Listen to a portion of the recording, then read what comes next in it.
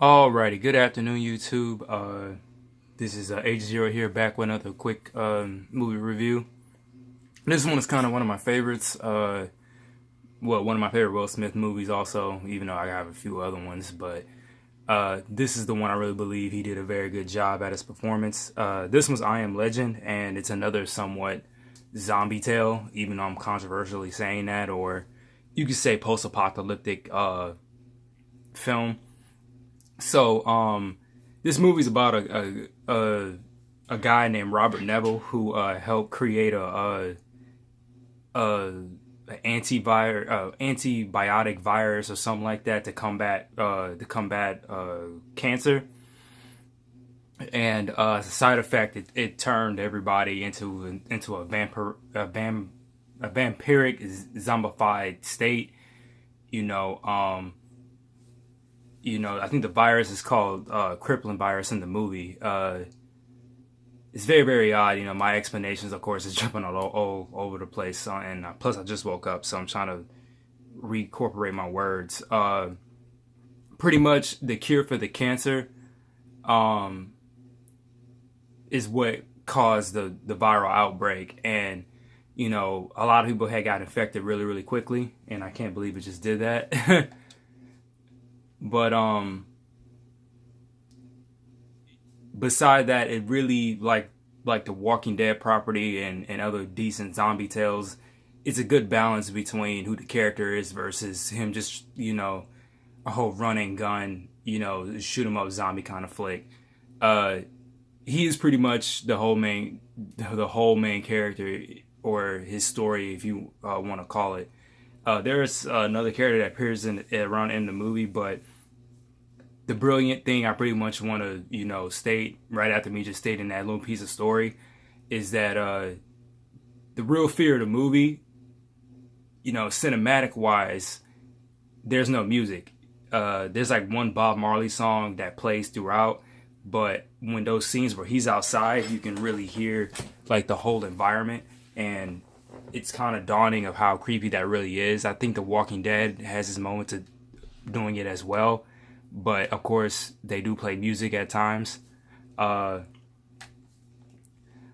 regardless, with the whole film, that's what really made it scary. When I first saw it, the scariest scene is when he runs into the building and those night seeker things are standing like right in a complete circle, and all you really hear, I think it was like his hand going in front of the scope, or I think of him whooshing back when he noticed they're in a circle. They may have amped up the sound for that, but it was pretty much very well implied.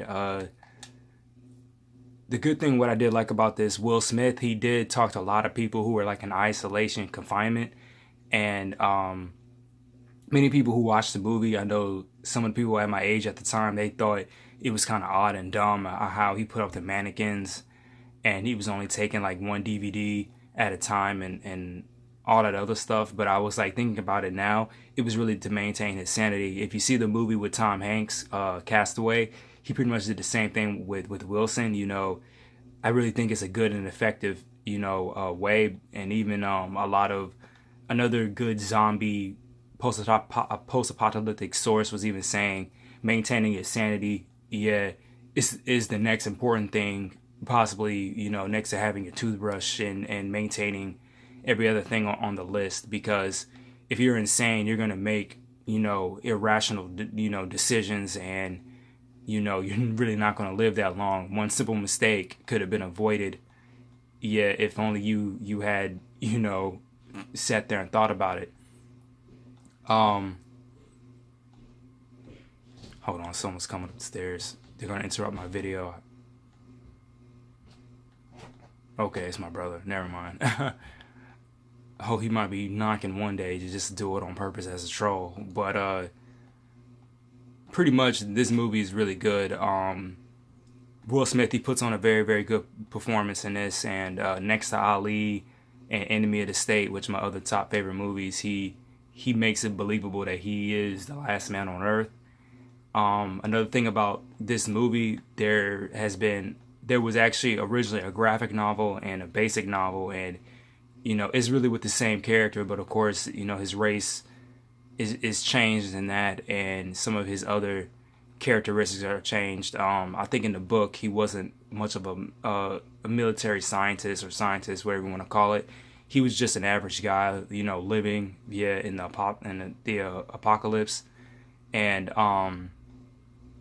he was just a basic everyday man.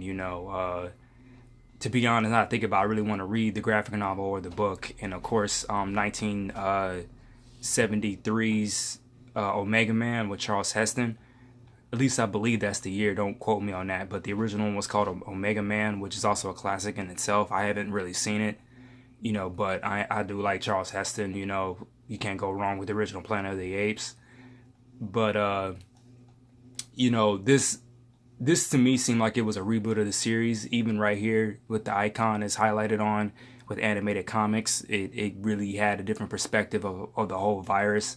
And even those are creepy when you watch them. The first time I watched them, and it was like 4 stories, and one of them had, of course, voiceover, and it was really just showing what was going on in the apocalypse from multiple points in the country. I know one of the stories takes place in like the West Coast, and then one happened in India, and one's in China, and one's in South America. And a lot of them don't have any sound. And again, I say that's really creepy, especially the story in South America. It depicted how quickly the virus was airborne, down there, and how quickly the military just started axing people when they realized they couldn't contain the infection anymore. And the one in India, it gave a good perspective that just like in the movie, when it really gave it from the infected's point of view. When you turn, you see, normal everyday people as monsters, and then of course the regular people see you as monsters. So it was a good, visual scientific parallel, as well as what the movie did, and it was pretty much trying to make the monsters more sentient, and saying that we're not just mindless zombies. We have to live with what man has done. And it was like what Robert Neville said in the movie. God didn't do this, we did. We try to combat all kind of biological agents every other day, and something much more infectious happened. The same thing with pharmaceutical medicine. You may take one thing to suppress that, but the side effect of this medicine may cause something else. Now you got to be on meds for something else, and it just goes in a whole circle. So there's probably multiple levels of this movie that somebody else can possibly break down of our society.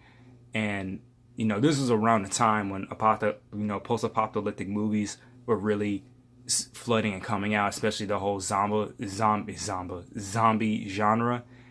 And now with The Walking Dead, it really hit, all those key points, and just collectively put it in the show, while as well introducing, new themes on its own. So again, I really enjoyed this film.